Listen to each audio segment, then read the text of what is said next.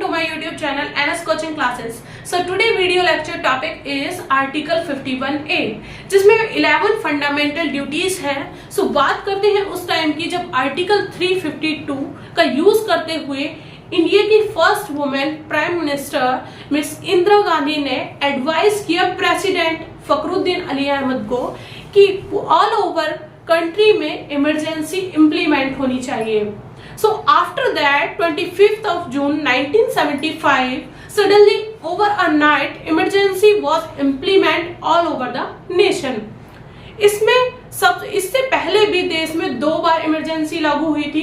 वो कब हुई थी? एक तो 1962 में जब इंडिया चाइना वॉर हुआ था, ओके, एंड 1971 में जब इंडिया पाकिस्तान वॉर हुआ था.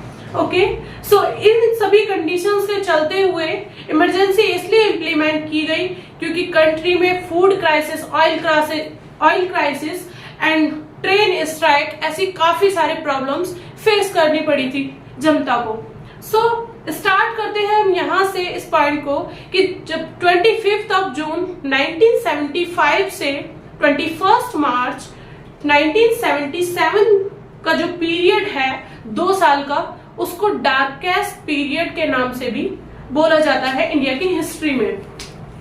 उस टाइम पर हुआ क्या था कि गवर्नमेंट के पास में पावर थी, ओके, उन्होंने अपनी पावर का भरपूर इस्तेमाल किया और कॉन्स्टिट्यूशन में काफी सारे चेंजेस किए. सो कॉन्स्टिट्यूशन में जो चेंजेस किए थे उन्हीं में से ही एक चेंजेस है article 51A.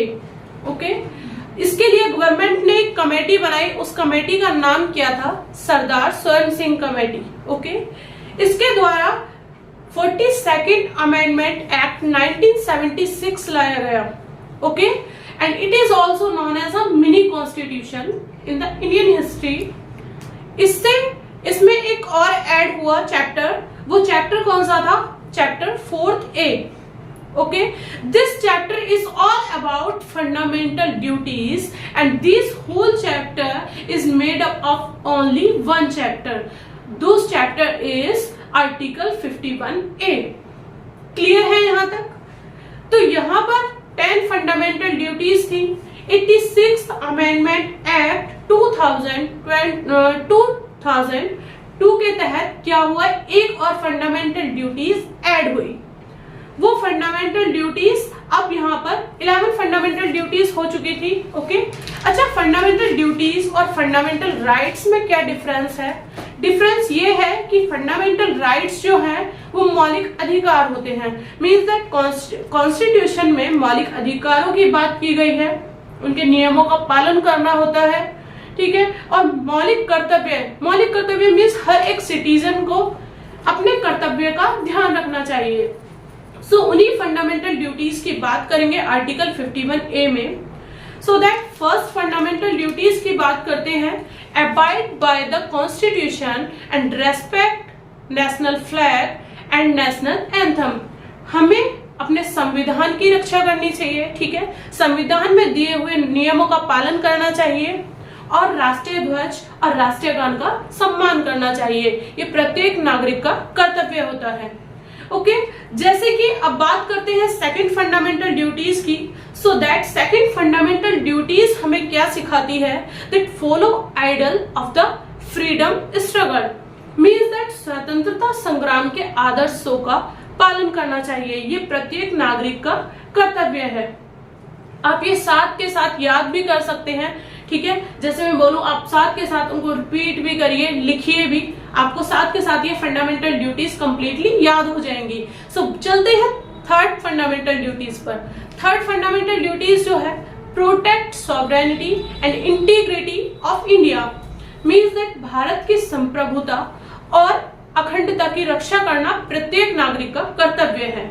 Okay, fourth point is defend the country and render national source while called upon. Means that हमारी कंट्री जो है उसको जब भी हमारी जरूरत होगी हमें उसकी रक्षा के लिए हमेशा खड़े रहना चाहिए. Okay, fifth point is that developing the spirit of common brotherhood. हमें समान भाईचारे की भावना का विकास करना चाहिए. कंट्री में सभी सिटीजन्स का ये ड्यूटीज है उनकी कि हमें एक दूसरे के साथ में भाईचारे का स्वभाव रखना चाहिए।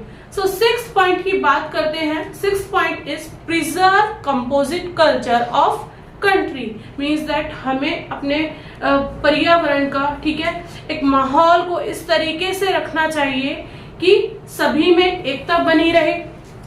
Next point is that preserve natural environment, हमें प्राकृतिक पर्यावरण का संरक्षण करना चाहिए, ठीक है। प्राकृतिक पर्यावरण का संरक्षण करना हमारा कर्तव्य है, हर एक नागरिक का कर्तव्य है। नेक्स्ट पॉइंट की बात करते हैं। Next point is that develop scientific temper and humanity, हमें वैज्ञानिक सोच और मानवता का विकास करना चाहिए।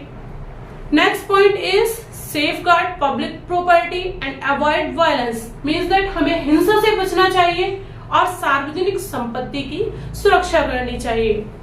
10th point is that strive for excellence in all sphere of life, means that जीवन के सभी क्षेत्रों में उत्कृष्टता के लिए प्रयास करना चाहिए, ये हर एक नागरिक का कर्तव्य है। 11th and last fundamental duties is duty of all parents to send their children in the age group of 6 to 14 years to school. So सभी पेरेंट्स का कर्तव्य ये है कि वो अपने बच्चों को स्कूल भेजें, ओके। उसके लिए एक एज ग्रुप रखा गया है 6 to 14। आई होप आपके ये फंडामेंटल ड्यूटीज कंप्लीटली आपको समझ में आए होंगे। Thank you for watching this video. For more video subscribe my channel.